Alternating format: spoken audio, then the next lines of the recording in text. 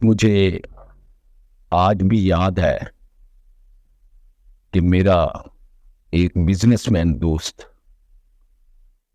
جو اپنے بچوں کے بارے بہت زیادہ فکر مند ہوتا تھا، بہت زیادہ وریڈ ہوتا تھا، اور ان کو بڑے اچھے اچھے اداروں میں اس نے ایڈمیشن دلا رکھا تھا، اور ان کی ٹیوشن کا بھی انتہائی اچھا انتظام کیا ہوا تھا۔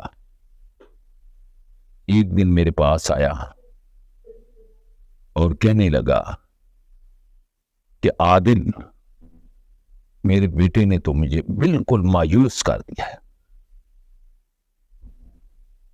اس کے انسٹیٹیوٹ میں نمبر بھی بہت کم آئے ہیں، اور ٹیوٹر بھی کہتا ہے کہ میرے سے دل لگا کر پڑھتا نہیں ہے۔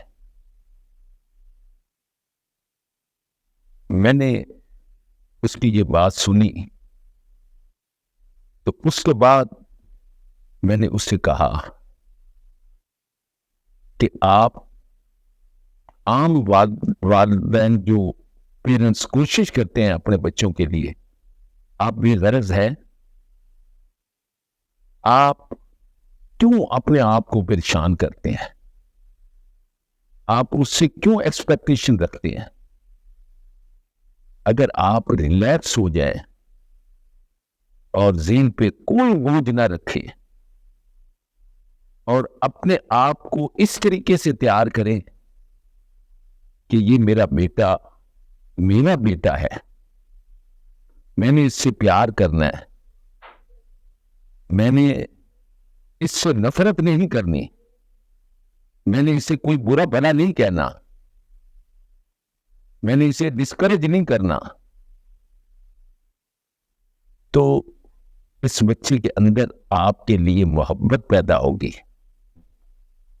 آپ کے لیے پیار پیدا ہوگا، اور اسے بھروسہ اور اعتماد ہوگا کہ میرا باپ میرے ساتھ ہے۔ اس کے بعد آپ دیکھیں گے کہ انشاءاللہ اس کا ریزلٹ، اس کی ایکٹیویٹیز آپ کو اچھی لگنے لگیں گی۔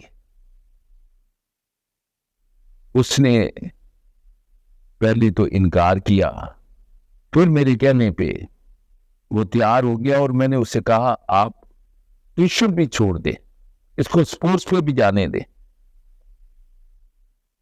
جب اس نے ایسا کیا اور بچے کو تھپکی دی، اس کو ڈسکریج نہیں کیا اور کہا کوئی بات نہیں، اگر کم نمبر آئے تو کوئی بات نہیں، اگر آپ ٹیوشن نہیں پڑھنا چاہتے نہ پڑھو، اور بڑے پیار اور محبت سے میرے کہنے کے مطابق اس نے ایسا کیا، تو 1-2 مہینے کے بعد وہ میرا دوست میرے پاس آیا، کہتا ہے یار میں نے تو بڑی چینج دیکھی ہے۔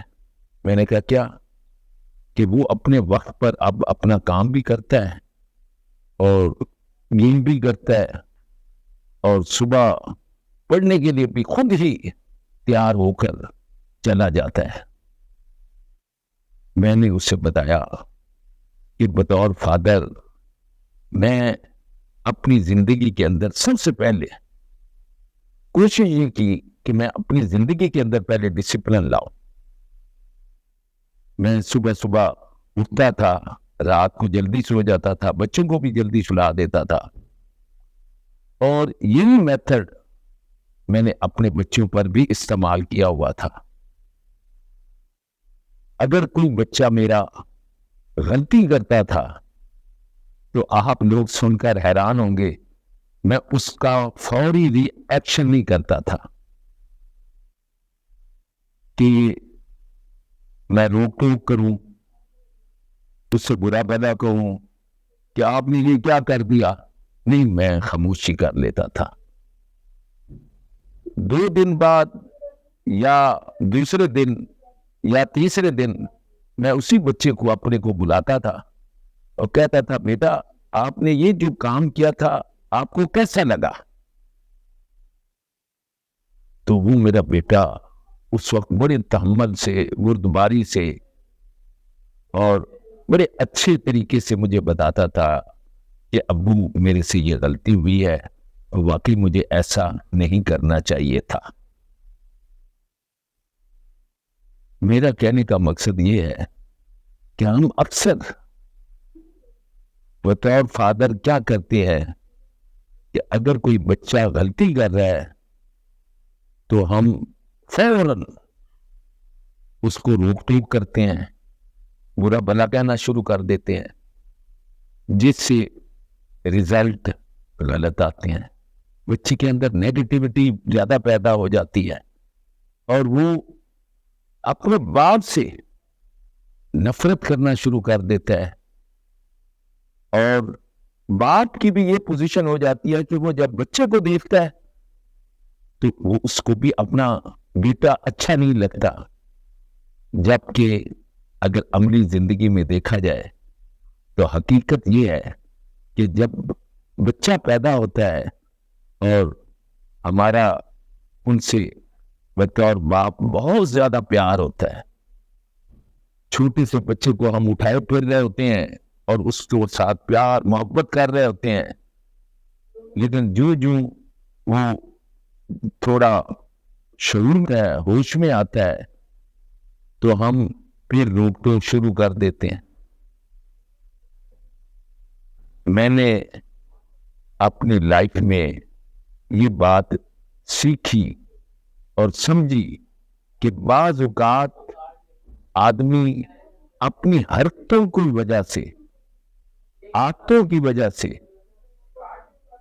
اپنے ماحول کو خراب کر لیتا ہے. یہ بالکل ایسے ہی ہے جیسے ہم کہہ سکتے ہیں کہ شاید میٹھا ہوتا ہے، کون نہیں جانتا کہ میٹھا نہیں ہوتا.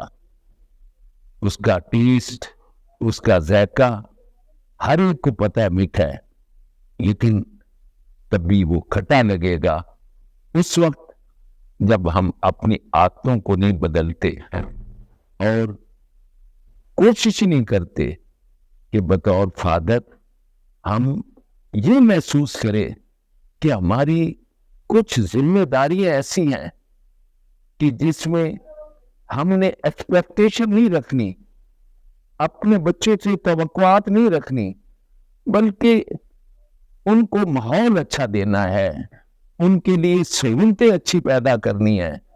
بالکل اس طریقے سے جیسے ایک باغ کا مالی اپنے پودوں کا خیال کرتا ہے. وہ پانی دیتے ہوئے یہ نہیں دیکھتا کہ اس کا ریئیکشن کیا ہوگا، وہ کبھی ایکسپیکٹیشن نہیں یہ رکھتا کہ یہ بڑا ہوگا، چھوٹا ہوگا، چلے گا، نہیں چلے گا، بلکہ وہ اپنی ڈیوٹی پوری کرتا ہے اور ریزلٹ اللہ تعالیٰ کی ذات پہ چھوڑ دیتا ہے. جب ہم ذہنی طور پر اپنے اندر یہ چیز پیدا کر لیتے ہیں کہ یہ بچہ میرے ہی کہنے کے مطابق چلے، جو میں سوچتا ہوں وہی کرے